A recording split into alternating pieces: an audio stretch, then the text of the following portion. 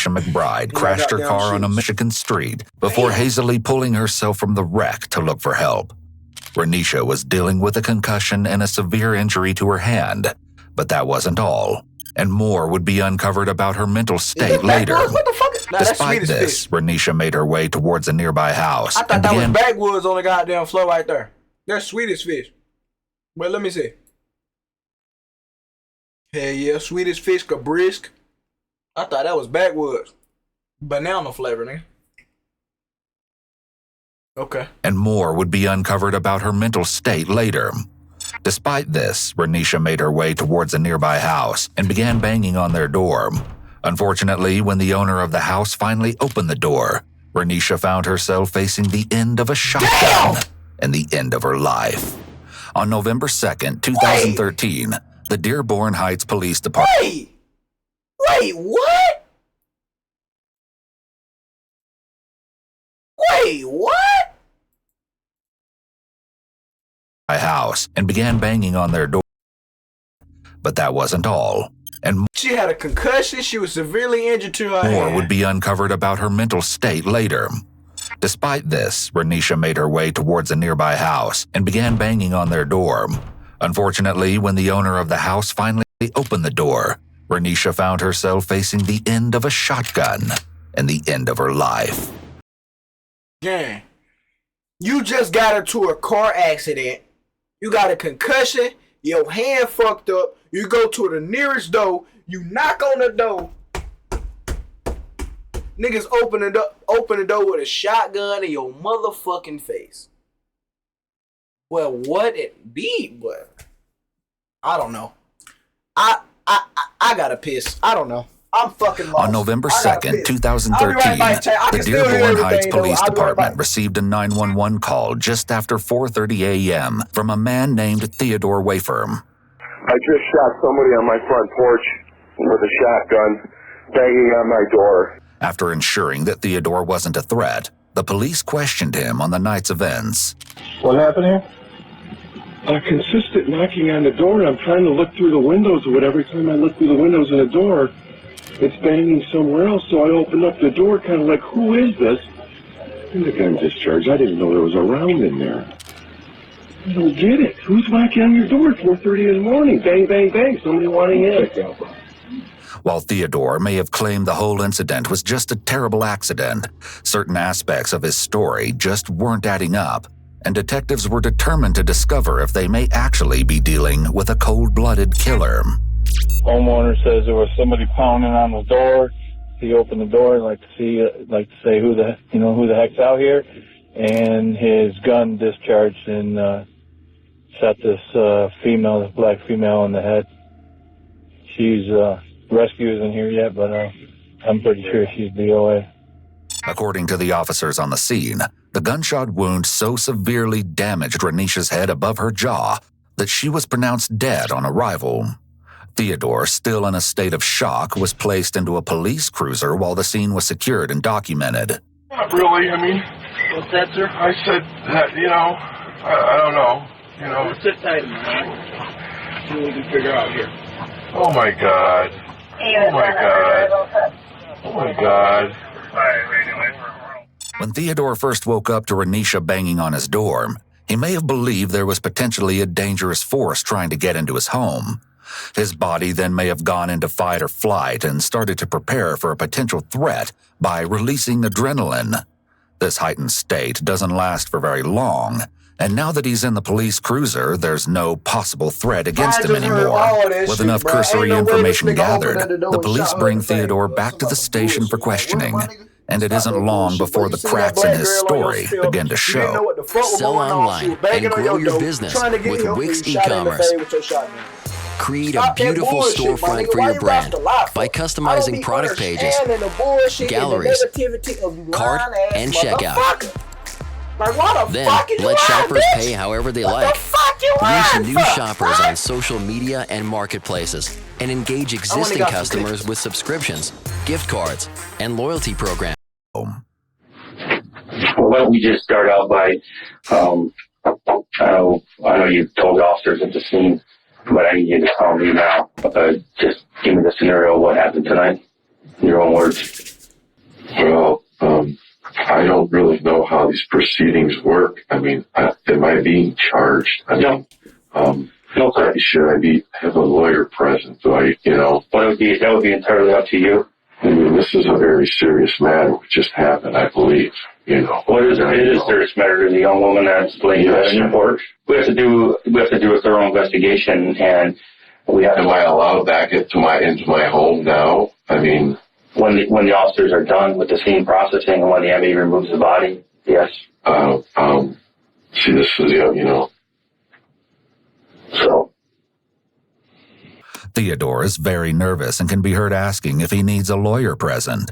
If he did want a lawyer, this is an ineffective attempt at invoking his Miranda rights, as a request for an attorney must be clear and unequivocal.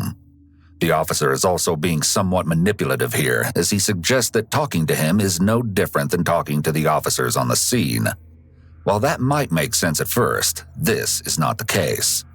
The primary job of the first responders is to secure the scene and gather basic information. During the interrogation, however, the detective will be probing much deeper and gathering information about Theodore's possible guilt. Currently, Theodore appears to be looking at the officer as a neutral party who can offer him support and guidance. However, it's important to remember the detective's ultimate goal in an interrogation is to secure a confession. Oh, God. You made a statement to the guys at the scene. Yeah, I heard noises, and it startled me, what these noises were. These banging, prying noises. Bro, shut the fuck up. First on the side of the house, fuck out of me. then front of the house, back to the side girl of the was in a house, car accident. How the fuck Given you the ain't time hear of it out day, there, he but may you have can hear assumed the she person had knocking on bad the door. intentions, especially since Dearborn Heights is known for its high crime rate, with the average resident having a 1 in 55 chance of being a victim of a violent or property crime. To compare, the national average violent crime rate in 2021 in the United States hovered around 400 cases per 100,000 of the population. I'm looking out the peephole, I can't see this person, can't see that, what's going on inside. Every time I look out one door, the noise is coming one way or the other side of the house. So you mean to tell me you look out your fucking peephole, you don't say who is it? You say you can't see shit, nigga, you don't say who is it, nigga? You just open the door and shoot the black girl with a shotgun dead in her face in GTA 7. Okay. Okay. Okay, buddy. Well, at this point, are you getting frightened? Is your heart racing? What's going on? Yes, I have no idea what's happening. It was getting louder. Okay. I thought at any time somebody was coming through the door or a window. It was getting violent. Fuck out of here. Where did you... Persistent. Okay. Especially on the front door. Very persistent. Theodore specifically states that he thought someone was going to come in through his door or window.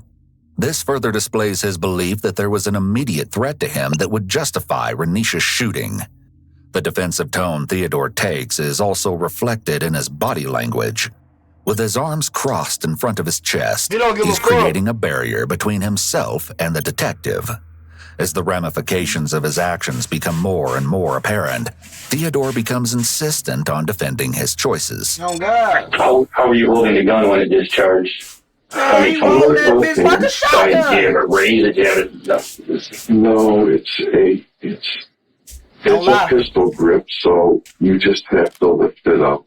So open the door with one hand, and when I placed my other hand, just like that she went off. I didn't expect it. Theodore may be trying to lessen his responsibility in... This nigga is cap as fuck. Bro, like, what, bro? You open the door with one hand, right? Okay. You got your shotgun. This your shotgun right here. This your shotgun. Look, here go the door. I'm opening the door. I open it, look. I got my shotgun in this hand. Look now, I got my shotgun. Hold on. I got my shotgun in this hand. Alright. Shotgun, then my shotgun. Hold on. Hold it this way. Then my shotgun. Here go my door. Did what he did. He had his shotgun in his hand. He said he opened the door. How the fuck your shit discharged like that, man? You like what, bro? You shot in the face. played, bro, in GTA 7. Wait, bro. Don't blow my... Hey, he finna blow me, bro. That line ass shit, bro. There we go again with it. There we go again with that line ass shit, bro. Renisha's death by removing himself from the action, saying it went off versus I pulled the trigger, puts distance between him and the action, and blames the gun rather than Theodore himself. Come on, dog. Okay, how high were you holding the gun when it went off? He had to be holding... Count. You hit in the face. You count. You, bruh. For him to hit the girl in the fucking head with the shotty, and you opening the door with one hand, you say, allegedly, you open the door with one hand. It's a pistol grip, so you open the door with one hand. You got one hand on the shotty. Open the door, and then you hit a waist. That's cap as fuck. You had to have that bitch. You had to have that bitch. You feel me? You had to have that bitch in her face, gang. And what? Am I tripping? Or am I tripping? Am I tripping or am I tripping? You had to have that bitch up in her face for her to get hit in her face, gang. A shotty? Woo! Shit, boy. It was at an angle. I was, as far as I can remember. So do you think that when you were holding the gun that it was on an angle like this? Could it have been like this? Right! If I'm opening the door. That shit count, gang. You holding it at an angle, so you telling me, so you mean to fucking tell me you open the door like this and your shit at an angle like this. You open the door, you got your shit like this and you open the door, boom. Soon you open the door, boom, your shit like this at an angle and it just discharges. Man, that shit would have shot every fucking way. Gang, you shot her in one spot, gang.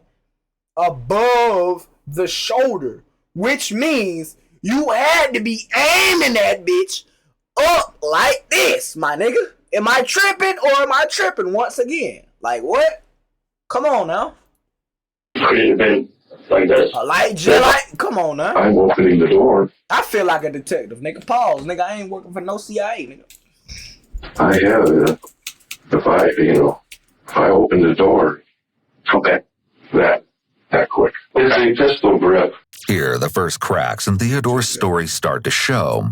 He claims to have been holding the gun at waist height. However, when taking both Theodore's height and Renisha's height into consideration, he would have had to have been holding the gun at chest height, pointed straight out, in order to shoot Renisha in the head. Right. This discussion about the gun placement is vital for the case.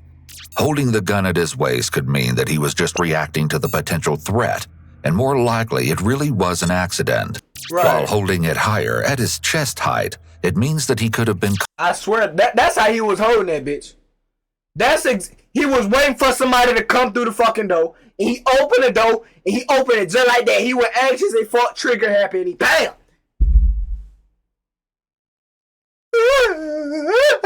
And he freaked out like a little bitch. Come on now, because he shot the girl in the face. In GTA 7, like what? Come on now. Consciously aiming it, possibly with the intent to shoot. Based on what the detective has seen, he knows that Theodore can't be telling the truth about the way he was holding the gun. Come on now. While it's entirely possible that Theodore is being deceptive. Oh yeah, look at him. You can't tell me, boy. You can't tell me he won't goddamn say, you motherfucking woo! Watch your goddamn mouth, boy. You can't just sit right here and tell me he just won't call you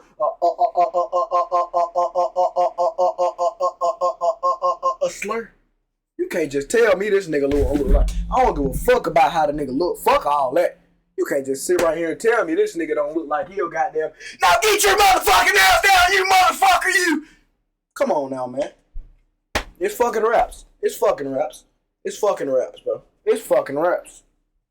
It's fucking raps, bro. Gang, it's fucking raps. It's fucking raps. Y'all can't just tell me, bro, don't look like. In order to make the shooting seem more accidental. It's not unusual for individuals who are involved with a traumatic event to distinctly remember some parts, while other parts are fuzzy. This is one of the reasons that eyewitness reports are never as accurate as we think they should be. According to Michigan's Castle Doctrine, you're allowed to use deadly force on someone who's breaking into your home if it's necessary to prevent great bodily harm to yourself. She would not Based break on it in Theodore's this own bitch. account of the night, by the time he grabbed his shotgun and decided he'd had enough, he wasn't in any immediate objective danger. This, alongside the fact that he opened the door up to the danger with the intention of dealing with it, could potentially negate the Castle Doctrine as a valid defense. I don't even know. I did not look at the body. I didn't stand over it and see where the wound was. I immediately put down the weapon right there on the hallway or, the entry to the front door and looked for my phone. First called here, your Dearborn Heights. We're talking boom. And boom. The most successful real estate agents are finding motivated Get the buyers and fuck outta sellers here. in off-market I can't believe properties. one bit of what So the how fuck do you bruh find- saying. I ain't gonna. As he prepares to wrap up the interview, the detective brings someone else in to help ask one final question. You have, where do we take your shotgun, shell casing? So we took your Mossberg. There was a spent shell casing in the shotgun, and you had your green shotgun case. So we just tucked it in that and took the gun with it. There was one shell casing. So what? There was just one in it all the time, or what? Yes, like I was just trying to explain, I couldn't remember if there was one in it or not. I kept my shells in a separate closet, so I got a little paranoid a few weeks back, got paintballed, so I maybe that's when I loaded it, put it in. I mean, I don't think I mentioned that to you, but I mean, that's what. So now you don't think that you mentioned to the officer that you had one in the motherfucking chamber of the one shell inside the motherfucking chamber ready to fire, striking her in the middle of the head. Type shit. But maybe I put one in there or something like that. Type I shit. did not realize there was one in there, no. Following Theodore's Type interview, shit. the police spent quite some time digging through every aspect of the case to make sure there was no crucial detail left out. During this investigation, they found out some intriguing details regarding the hours leading up to Renisha's death. According to police records, a 911 call was placed just before 1 a.m. to report a no-injury accident where a woman who was driving under the influence had been speeding down the street and struck a parked car. Although the woman driving had clearly been disoriented and possibly confused when she got out of the car, she had left on foot and wandered away from the scene of the crime. Police didn't arrive on scene until they received a call stating that the driver had come back to the scene. Unfortunately, by the time cops and EMS responded, she was already gone again. This driver was Renisha McBride, and had anyone been able to stop her from wandering off in her delirious and drunken state, she may never have ended up on Theodore Wafer's front porch. On the flip side, some say Renisha would have never ended up on Theodore's porch if she hadn't been drinking and driving either. You'll notice that was a 3-hour difference between the time that the 911 call was placed about the car accident around 1 a.m. and Theodore's call to 911 at 4:30. But what the fuck, boy? She wasn't drunk for that damn long, boy. To this day, it's unclear where Renisha was during this period of time, but her family believes she was disoriented from her head injury and seeking help. Theodore eventually received charges for murder in the second degree and manslaughter, as well as a felony firearm charge. While Theodore may have claimed that his gun accidentally misfired during his initial interview, this claim actually changed by the time he got to court. Instead, he and his lawyer were insisting that Theodore intentionally fired out of self-defense because he was scared that Renisha was trying to break in. Despite Michigan's Castle Doctrine, the judge ultimately ruled that nothing Renisha did was intense enough to justify Theodore being legitimately scared for his life. In the end, Theodore was found guilty on all charges on September 3rd, 2014, and received 15 to 30 years for his second-degree murder charge, 7 to 15 years for the manslaughter charge, and finally, a 2-year sentence for the felony firearm charge, with all of these sentences served concurrently. While Michigan may not have the death penalty, Theodore's lawyer argued that the judge had basically given the then 55-year-old man a death sentence, as he's likely to spend the rest of his life paying for his actions. Just when it seemed that Theodore's case was officially put to rest, he made an appeal in 2015 to overturn his conviction. To the surprise of many, the Michigan Supreme Court heard Theodore's case and actually vacated his manslaughter conviction. In Michigan, the second-degree murder statute requires that the defendant acted with malice, whereas the manslaughter charge implies that the defendant didn't. Seeing the contradiction in these convictions, the court determined that having both convictions was a violation of Theodore's rights. With one of his convictions vacated, there was a slight chance that Theodore could come out of this with a shorter sentence. However, at his resentencing on June 22, 2022, the judge stated there were strong reasons for Theodore's original sentencing and gave him 15 to 30 years for second-degree murder. While he may no longer have the manslaughter conviction, ultimately Theodore will serve the same amount of time behind bars. Bye-bye, Theodore. Fuck, boy, you know what the fuck you did, man. Come on, man. Come on.